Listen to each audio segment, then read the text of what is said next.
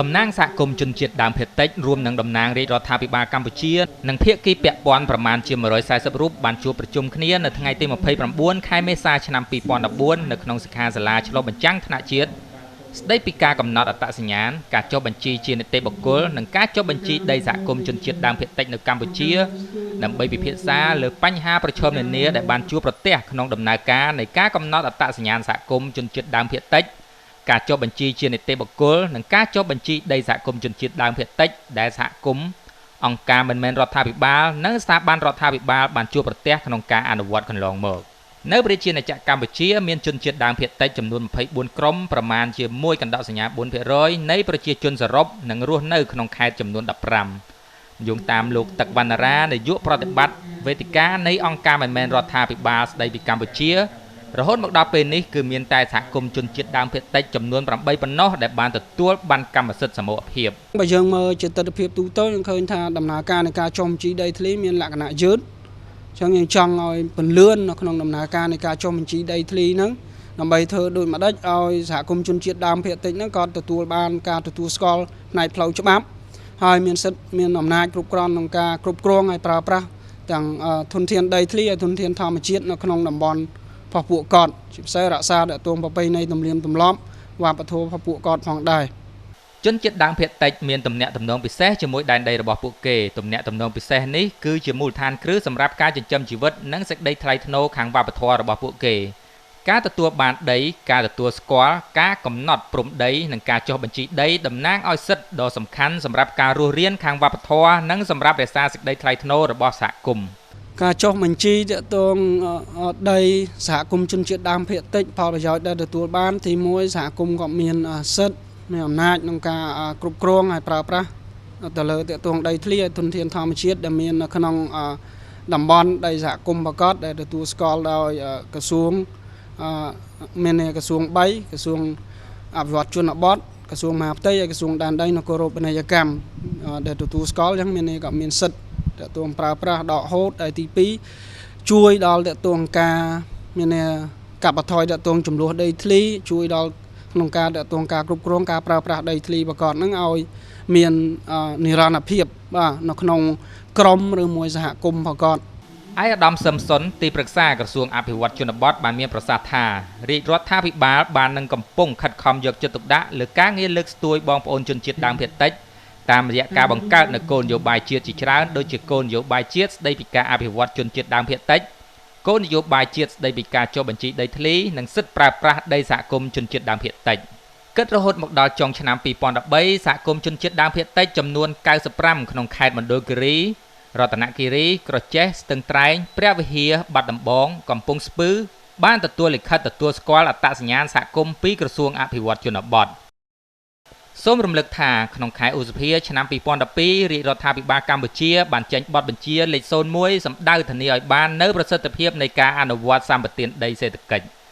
យុវជនស្ម័គ្រចិត្តរាប់ពាន់នាក់ត្រូវបានដាក់បង្រាយដោយរាជរដ្ឋាភិបាលដើម្បីបំពេញបេសកកម្មលើមូលដ្ឋាននៃបទបញ្ជារបស់នាយករដ្ឋមន្ត្រី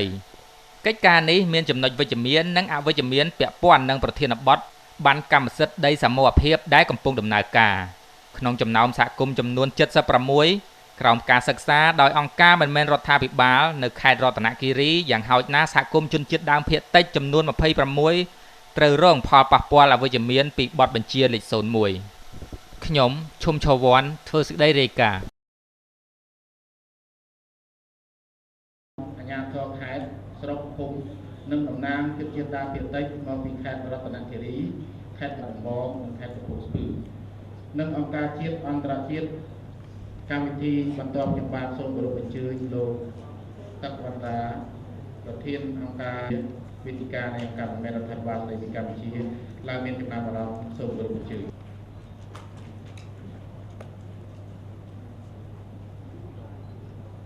ខ្ញុំគ្រប់អាដាមសឹមសុនទីប្រឹក្សាក្រសួងអភិវឌ្ឍជនបទគុំទុកសិទ្ធិមនុស្សលោកជំទាវបណ្ឌិតលោកការ៉ាក្លែមប្រធានជាលោកស្រីលូរ៉ាលីកូរីតំណាងសហភាពស្ថាប័នរបស់រាជរដ្ឋាភិបាលនិងអាជ្ញាធរគ្រប់លំដាប់ថ្នាក់លោកស្រីតិចនិងអ្នកចូលរួមទាំងអស់ជាទីគោរពរាប់អានតាមនាមឲ្យសមាគមខ្មែរលើ អង្គការភូមិខ្ញុំអង្គការអនុផលព្រៃឈើអង្គការលើកស្ទួយវប្បធម៌គួយអង្គការបន្លកខ្មែរអង្គការសមាគមអភិរក្សសត្វព្រៃសំសុនទីប្រឹក្សាក្រសួងអភិវឌ្ឍជនបទដែលបានចូលរួមជាគណៈធិបតីនៅក្នុងសិក្ខាសាលាឆ្លុះបញ្ចាំងថ្នាក់ជាតិស្តីពីការកំណត់អត្តសញ្ញាណថ្ងៃនេះ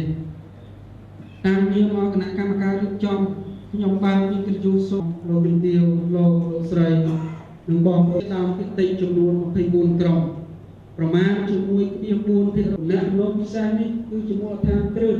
សម្រាប់ការចិញ្ចឹមជីវិតដីនិងការចុះបញ្ជីតំណាងឲ្យសិទ្ធិសម្រាប់រក្សាសេចក្តីថ្លៃថ្នូររបស់សហគមន៍ទំនាក់ទំនងរបស់រក្សាគេដំណើរវប្បធម៌របស់ពួកគេនិងផ្ទេរបន្តប្រពៃណីសម្លេងបំពាក់ទស្សនវិជ្ជាគុណតម្លៃគឺមានតែសហគមន៍ជនជាតិដើមភាគតិចចំនួន8ប៉ុណ្ណោះដែលទទួលបានកម្មសិទ្ធិសមរភាពជនជាតិដើមភាគតិចក៏មានបង្គាប់ផងដែរដោយសារសហគមន៍ជនបាពួកគាត់មិនអាចទទួលបានកិច្ចការពារសិទ្ធិរបស់ជនជាតិដើមភាគតិចទេតែតាមនេះកំពុងចាស់អភិវឌ្ឍជាអវិជ្ជមានសូមជួបប្រទេសពុទ្ធពលទាំង4ប្រការគឺជួបវណ្ណៈសុភៈផលិតនិងសូមថ្លែងអំណរគុណដែលជួយជ្រៅអនុប្រធានអង្គការវេទិកានិងរដ្ឋាភិបាលស្ដីពីវេទិកានៃអង្គការ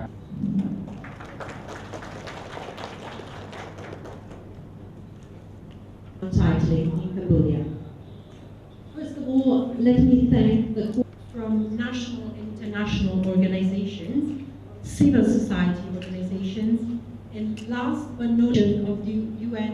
Deputy High Commissioner for Human Rights, Mrs. Flavia, the importance of the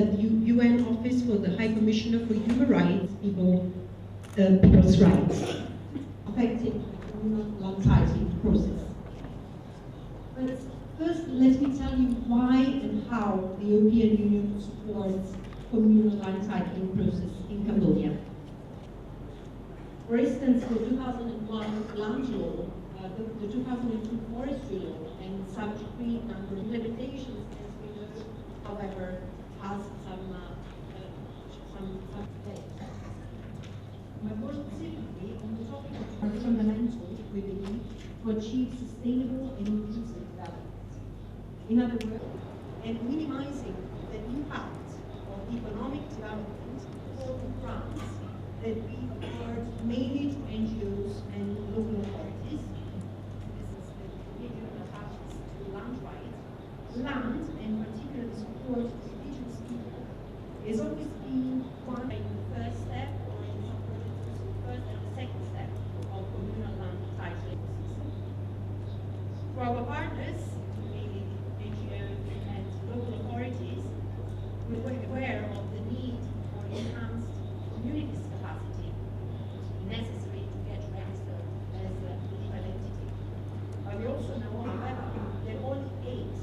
received collective land titles.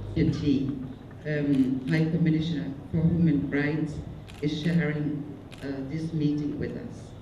I would like to use this occasion to congratulate to you not only the work you're performing, and we also agreed upon that at least 10 indigenous people communities are community titled per year. At the same time, the European Union was elaborating a joint strategy for the cooperation with your country. And let me just mention a couple. The 2001 land law is very significant because it recognizes legally for the first time indigenous people and recognizes indigenous people as well. These laws are very important, both in a symbolic sense, but also in a practical sense. Survival times are among the most pressing issues. New communal land titles per year still means that it will take tens of years and rights of indigenous people. The royal government has established also divisions and directives. នឹងឧបត្ថម្ភគ្រប់គ្រងពីអង្គការមួយចំនួនដូចជាអង្គការ ROD, CED Click DPA GAA ឱកាសជួនដល់សហគមន៍ជនជាតិដើមភាគតិច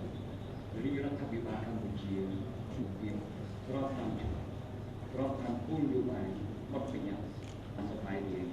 ចំពោះឯកឧត្តមលោកជំទាវលោកលោកស្រីនិងបងប្អូនជនជាតិដើមភាគតិចទាំងអស់ដែលបានផ្ដល់កិត្តិយសអញ្ជើញចូលរួមក្នុង Economic development that has taken place in these years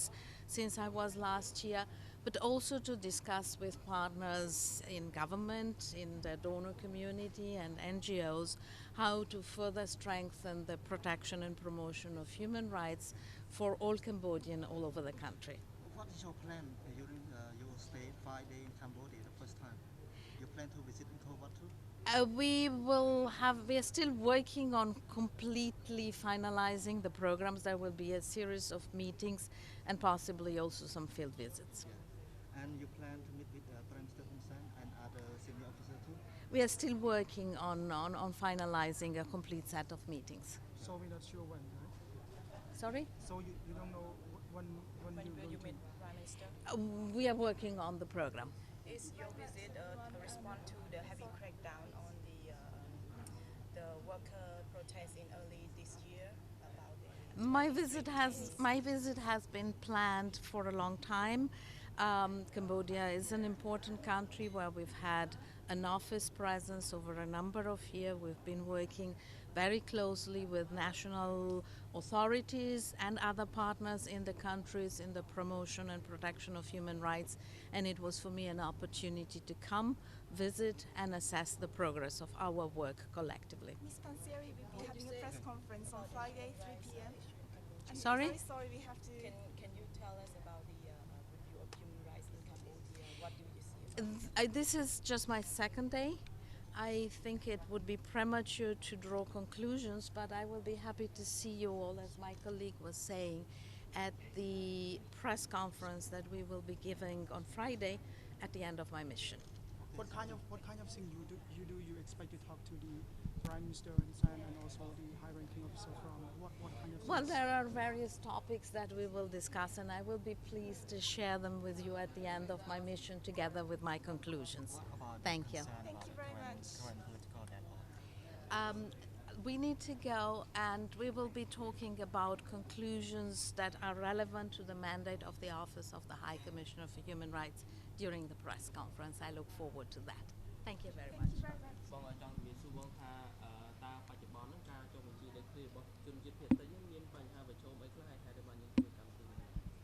បាទថ្ងៃនេះយើងធ្វើសិក្ខាសាលាឆ្លុះបញ្ចាំងក្នុងការកំណត់អត្តសញ្ញាណហើយការចុះបញ្ជីជានីតិបុគ្គលហើយនឹងការចុះបញ្ជីដីសហគមន៍ជនជាតិដើមភាគតិចនៅកម្ពុជាគោលបំណងនៃសិក្ខាសាលានេះគឺយើងធ្វើដើម្បីធ្វើការឆ្លុះបញ្ចាំងទាក់ទងនឹងការអនុវត្តនៅពេលកន្លងមកថាតើការកំណត់អត្តសញ្ញាណនឹងជួបបញ្ហាប្រឈមអីខ្លះ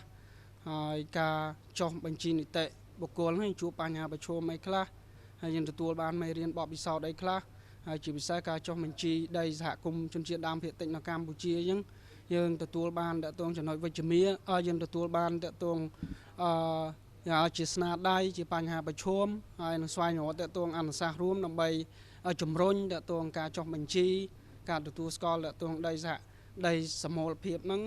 ឲ្យមានលក្ខណៈលឿនហើយកាន់តែប្រសើរដើម្បីឲ្យជនជាតិដើមភាគតិចក៏អាចទទួលបានសិទ្ធិក្នុងការប្រើប្រាស់ក៏ដូចជាការគ្រប់គ្រងទៅលើដីធ្លីហើយធនធានធម្មជាតិដែលមាននៅក្នុងសហគមន៍ប្រកប តើកត្តាប្រឈមឬក៏កត្តាលំបាកអីខ្លះដែលទាក់ទងការចុះបញ្ជីដីធ្លីក៏ដូចជាថាគាត់មិនបានមានការចុះបញ្ជីដីធ្លីក៏ប្រឈមបញ្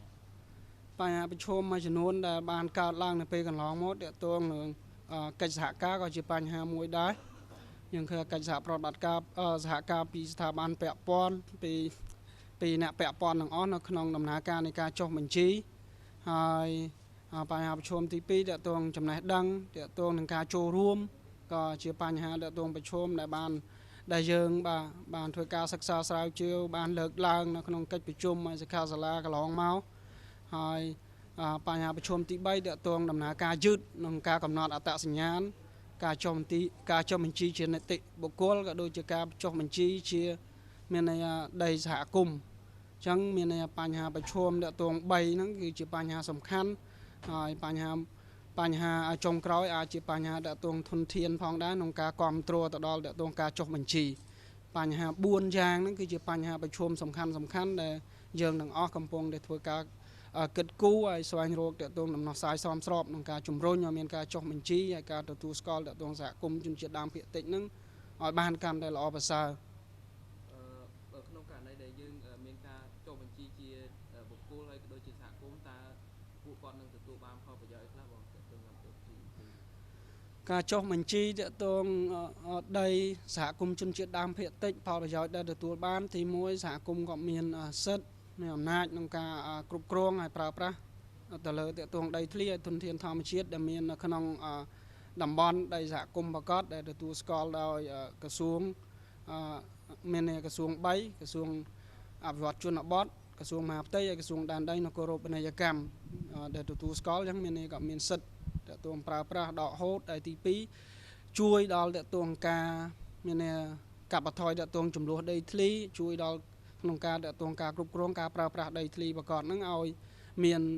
និរន្តរភាពបាទនៅក្នុងក្រមឬមួយសហគមន៍ប្រកប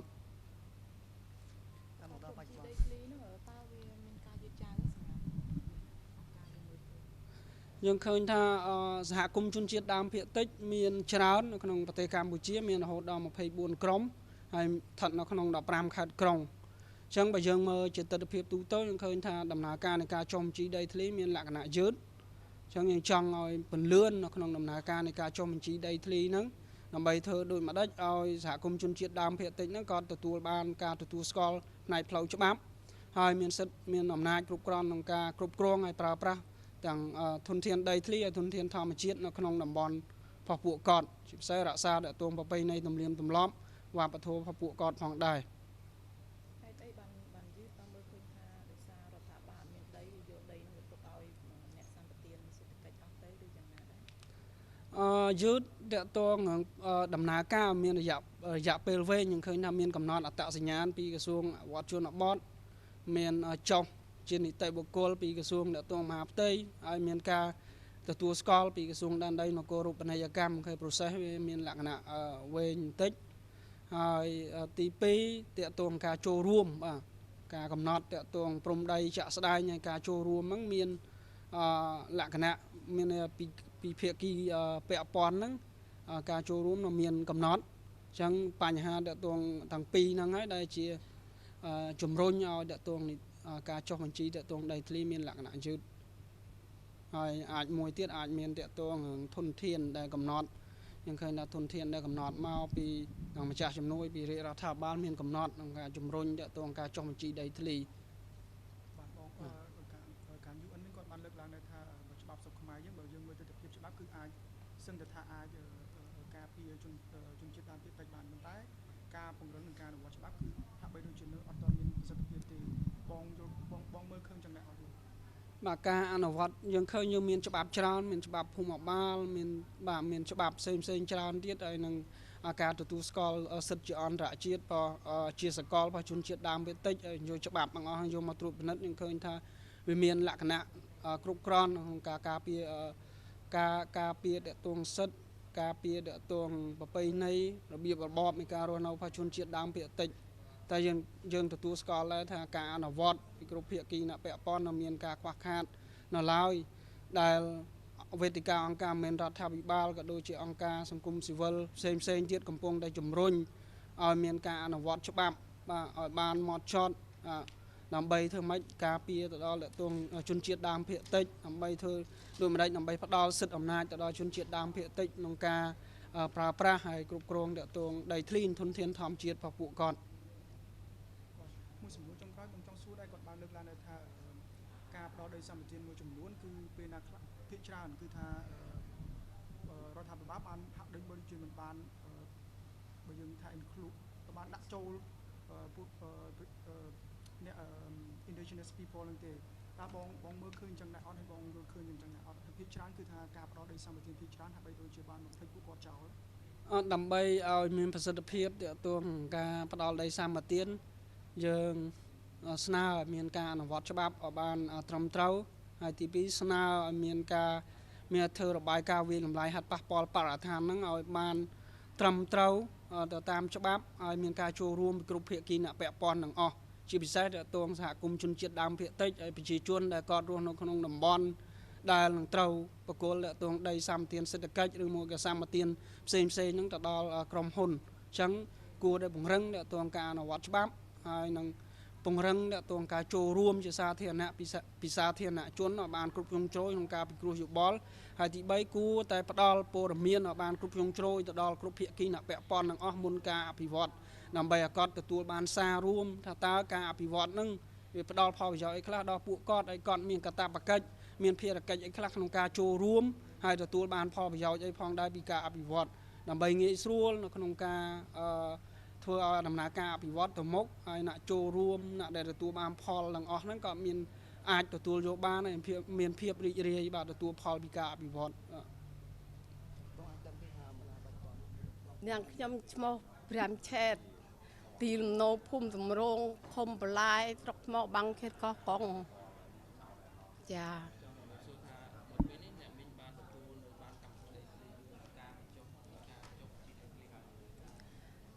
ក្នុងកម្មសិទ្ធិដីធ្លីរបស់ខ្ញុំគឺកាលតាំងពីដួនមកតាកងរបស់ខ្ញុំមកមានដីស្រែដីចំការទីលំនៅហើយស្រុកស្រែតាំងពីមុនប្រហែលមកមិនដែល